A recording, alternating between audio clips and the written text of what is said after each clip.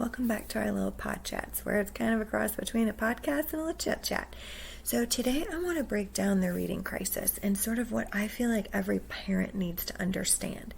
So right now in schools across America, according to NAEP scores, more than 60% of students are struggling to read proficiently on grade level. More than 60%. More than half of our kids. So let's look at why this has happened.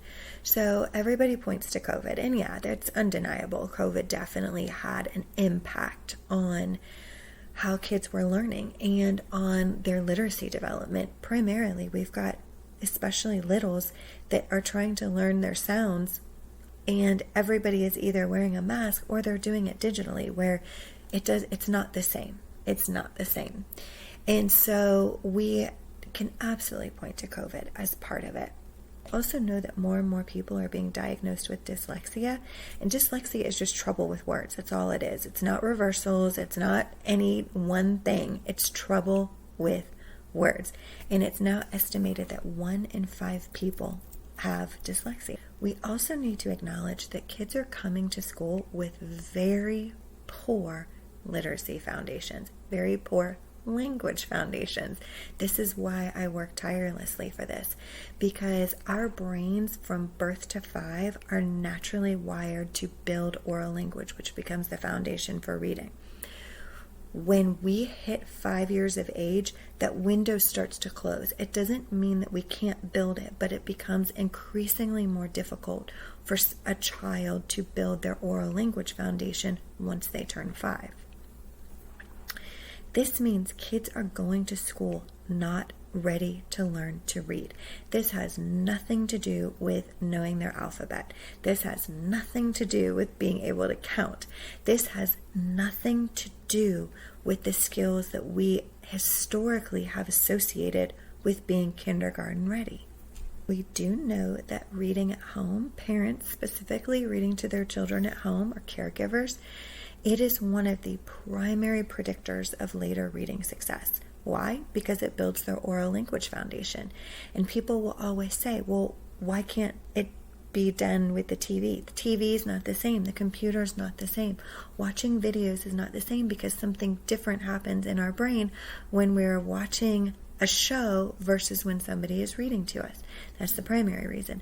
The secondary reason is that language is very different. The language that's used in books is very different than the language used in TV. When we're watching TV, we're mostly watching dialogue of characters go back and forth. That's our primary source of language that we're listening to. That language is different language. It lacks the vocabulary substance that books use. Books have higher vocabulary. They have figurative language.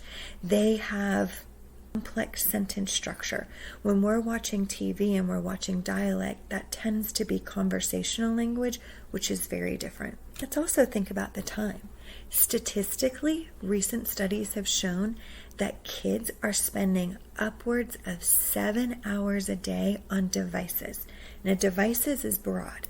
TVs, tablets, computers, your phone, when you are handing them your phone to keep them quiet and busy. I get it. I'm just saying, these statistics are startling. So when you add all of that up, we're looking at more than 7 hours a day on a device versus 10 to 20 minutes of reading a day.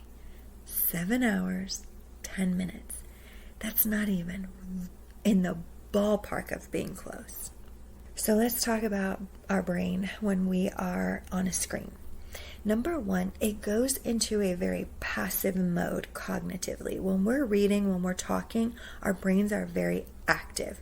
When we are watching a screen of any kind, our brain goes into a very passive mode where we're just ingesting, but we're not analyzing, we're not really thinking about it. We're just ingesting. It's for entertainment's sake. The second thing that's happening is our brain is actually being rewired for preference.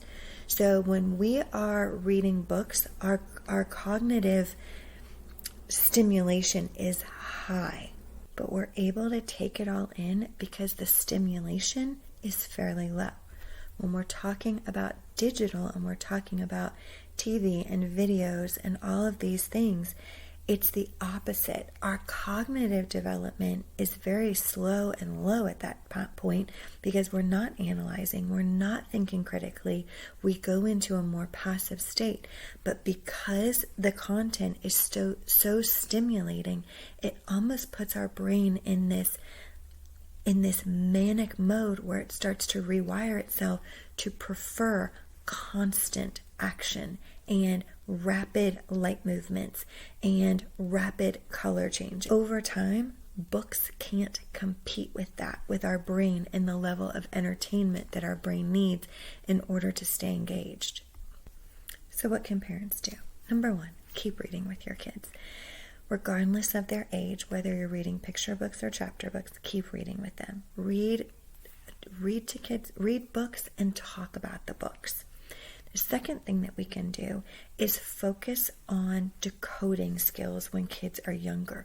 So this kind of goes back to phonics instruction. So there was a whole movement called the whole language movement, where it was this idea that if we surround kids with phenomenal books and great literature and read to them constantly, they will naturally learn to read. No, they won't. It will build their reading foundation so that they're prepped to learn to read. But we don't learn to read for ourselves until we crack the code of English. That means phonics. Phonics is made up of two parts. We've got phonological awareness and we've got print concepts, right? Those are the two things we have to have.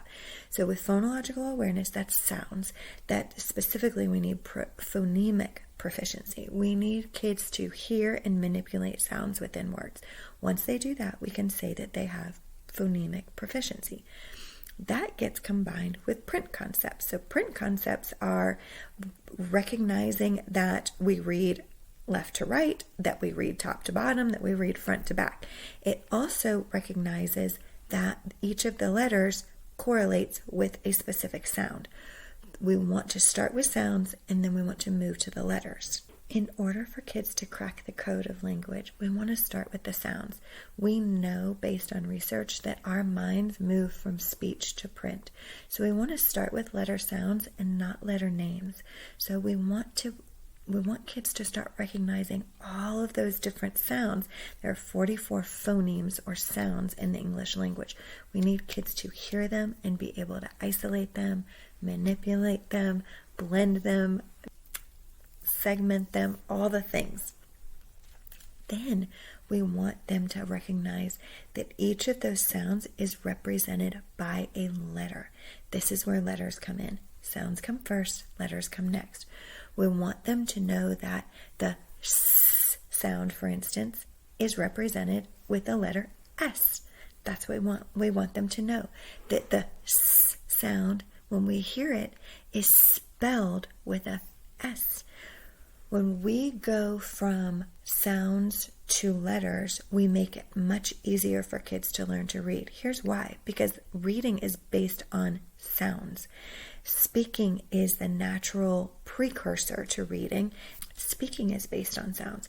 When kids are able to start hearing those sounds in words and recognizing that they are represented by a single letter or combination of letters, graphemes, then they're ready to crack the code of language. It is at this point that they're ready for phonics.